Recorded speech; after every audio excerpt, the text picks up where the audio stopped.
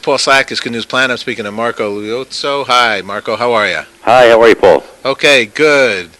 You're an entrepreneur and in love with sake, S-A-K-E, the drink of Japan and lots of parts of the world.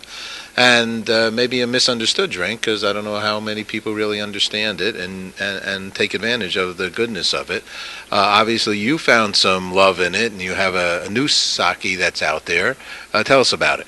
Well, okay, it's called Samurai Love Sake, and it's got a interesting name. Samurai, has we chose because of being able to identify that name with Japanese culture. We just felt Americans could easily identify the name, and then love we just threw in there, I guess, because we really loved sake. And long story short, like 5-6 years ago, my partner Eric Mahoney and I we used to drink sake all the time and could never remember the name, and we felt that it was such a great drink, and not everyone was really accustomed to drinking it, and if they did, they would have it at Japanese restaurants, served hot, and we wanted to go out and find a excellent quality sake from Japan and bring it back in a bottle that we felt would be approachable and recognizable in a name that people could remember, because we could never remember the names. Yeah, I can appreciate that. I think that was a wise and Samurai has a very powerful thought and process to that when someone even says that word, right? And love combo there. I mean, it's all good there, right? Right. We felt that at the end of the day, some people were telling us to get rid of the love or just call it Samurai Sake or Love Sake, but we figured that just keep it whole and let people call it what they end up wanting to call it, but hopefully Samurai Love Sake. Now, you also, I did look at, you have a website. Right. And your bottle is gorgeous. Well, thanks. Yeah, it's like an 11-step process to make that bottle, so it takes a lot of work in Japan. The bottle's made in Japan, and everything is, it was created here, the artwork, but it's all done over there, so it makes the cost of the bottle a little bit on the expensive side, but we put a lot of time and effort into making the bottle pretty and nice and approachable, and we're having it made in Japan and in Osaka, and the sake comes from Niigata, and the goal is to kind of bring a traditional sake. We have a 220-year-old brewery run by the same family.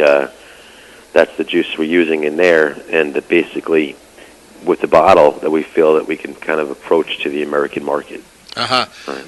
We have a mutual friend who helps you with some of the public relations, Rob Goldstein. Sure. And he kind of knows that we actually 25 years ago started an Asian advertising and marketing company.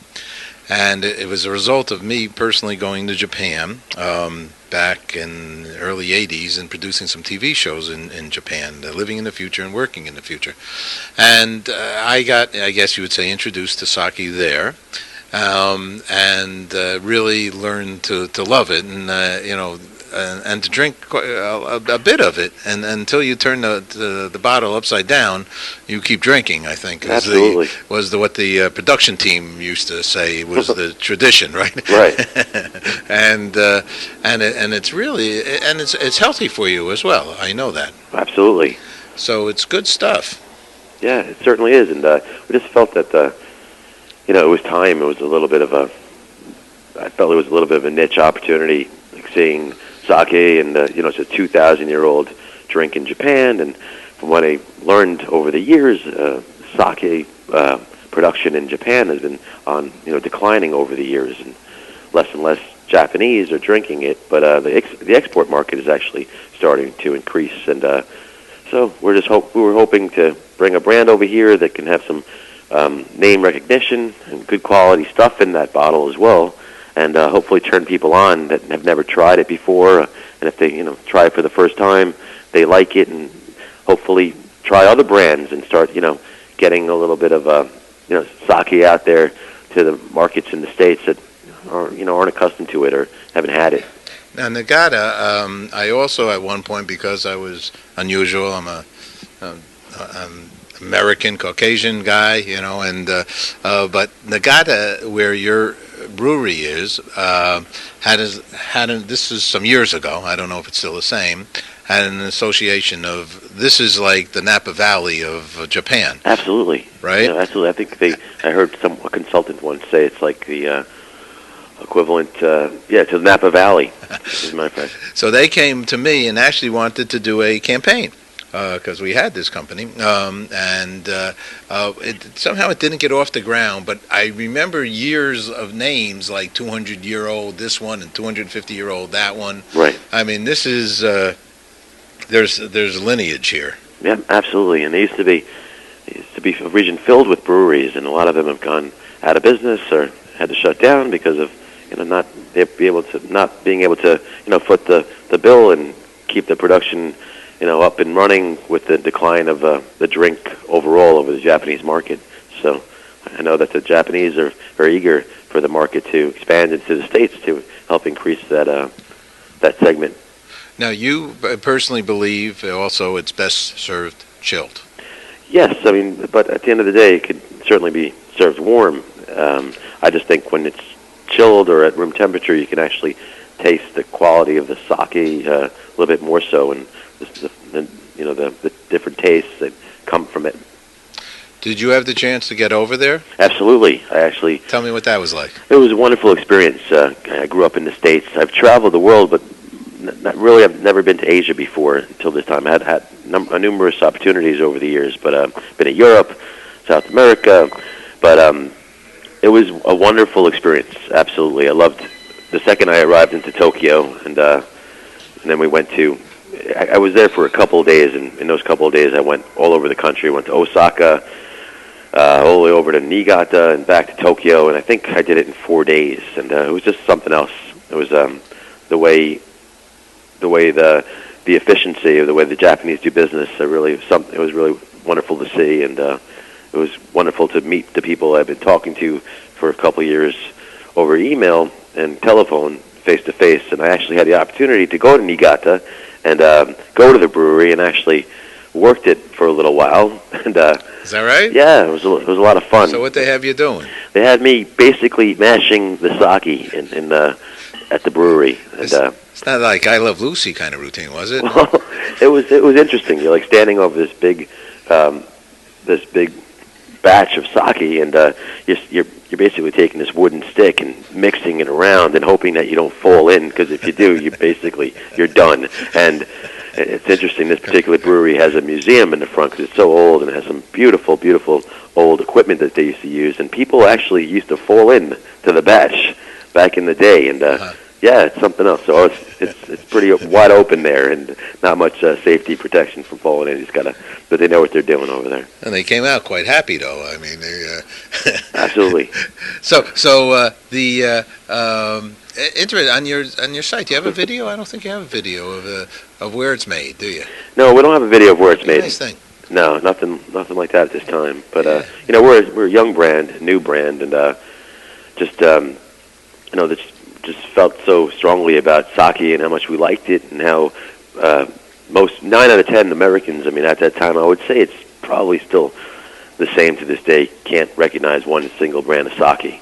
And I didn't come out with this brand to go after the onophile market, or not necessarily, but if they drink this sake, they'll realize it's a good quality Junmai without question.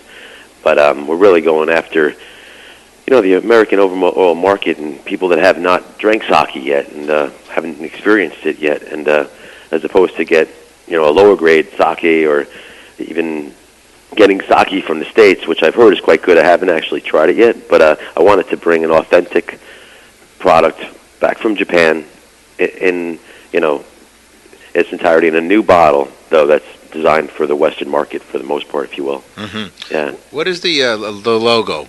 I'm looking at that. A drink to pleasure. A drink to pleasure, and that the actual image.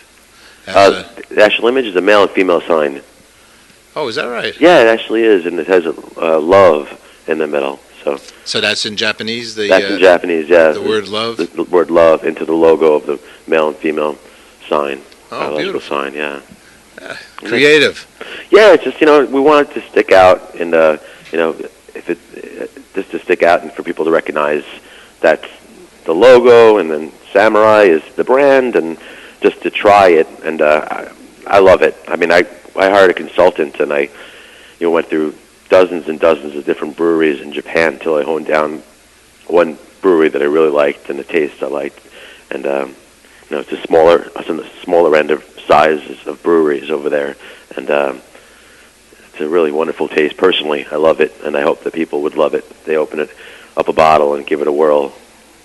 Okay, well, I have to say that it's proven that the Asian, and the Chinese, and the Japanese, they live the longest, I believe, the longest longevity of life.